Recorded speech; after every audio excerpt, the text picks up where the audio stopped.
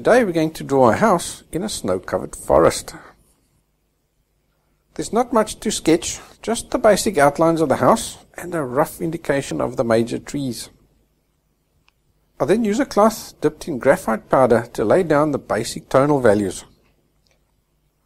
As it's not just snowy, it's also misty, there are mostly flat tonal values in the scene, with only a few details to draw, so this is a perfect beginner drawing. As always, I start with the most distant objects and then make my way forward. The distant mountain only has a few peaks visible above the mist. I suggest these peaks using random vertical strokes, and to get these peaks random, I think of an erratic heart rate monitor, with some of the peaks higher, others lower, some closer together, and others further apart. I then also ensure that these peaks fade away towards the bottom to show that they are disappearing into the mist. To draw the distant trees, I first add a line for the trunk. Each of these trunks make a different height and angle, because this makes the trees look more natural than if they were all uniform. For the branches, I add more of my random heart rate monitor peaks, only this time they are generally shorter at the top and become longer towards the bottom of the tree. Now these trees are part of a forest, which means that each one is at a varying distance away from us. So you will see that I use a different pencil and apply a different amount of pressure onto the pencil as I draw each tree, and this makes each tree more or less lost in the mist. And just look at how much depth this is adding to the drawing. As you draw, make sure you overlap your trees. If you don't, they will all look like they've been planted next to each other, and then you'll lose all that distance that you've been building up by applying different pressures.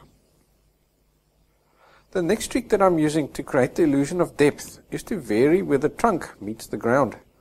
The further up the tree is, the higher up on the page I end the bottom of the trunk. There seems to be a road in this area, so I add the suggestion of a fence and darken the ground on the right hand side. And this makes the road recede into the mist towards the left hand side. This far right hand tree has its peak peeping out above the mist, so I use a darker pencil to draw the peak.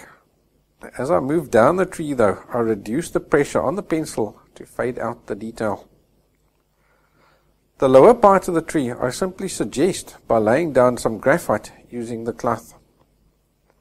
The house is very basic, so we don't want to add too much detail to it. I start off by adding 3 different tonal values, one to each wall and then another onto the roof to show the 3 different angles. The only details we will add to the house is the overhang of the roof, the gutters, and a few lines on the roof to suggest the shingles. There's also this weird box next to the house, which I decided to draw as it adds a bit of mystery to the scene.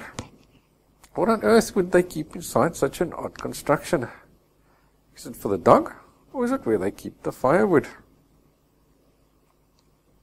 Using the same technique as the distant mountain peaks, I suggest some grasses growing against this odd box. Now we need to draw a snow-covered ground. I think you agree with me that trying to draw all these fine details would take forever. So we'll simply suggest the details. The way we do this is to lay down random marks across the ground. And if you look carefully, you will see that these marks lie in almost horizontal patches. So we'll also wiggle and squiggle these patches in. Lighter and smaller patches towards the back, and darker and bigger patches towards the front to show distance.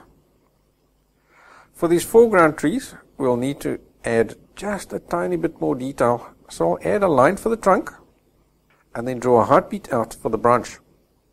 I then go back across the branch, adding more heartbeats to it to suggest the leaves, almost like mini trees. Notice how the branches point more upwards towards the top of the tree, and then they gradually become more horizontal towards the bottom. Then at the very bottom, you have 1 or 2 branches pointing downwards. You'll also notice that the left-hand silhouette of the tree is not the same as the right-hand silhouette. So you need to do the same to make your trees look natural. And a nice trick for getting this right is to cover the one side of the tree with a piece of paper so that you don't inadvertently mirror it on the second half. I then darken and thicken up the trunk to complete the tree. I'll now go ahead and complete the other trees in exactly the same way. So I want you to notice how I am filling up the center of the tree with more leaves than on the outsides, and this adds body and depth to the trees. I also want you to notice something else. As we have no direct sunlight, none of the objects in the scene are casting a shadow. I then finish off the drawing by adding a bit of contrast to the left of the house in order to show where the house ends on that side. So I hope you've enjoyed this tutorial. If you have, please like the video and leave a comment below. Please also subscribe so we can inform you when we release new videos. Then if you'd like to follow the draw along version of this class, you can do that at onlineartlessons.com. We have hundreds of drawing and painting projects waiting for you there. I'll see you next time.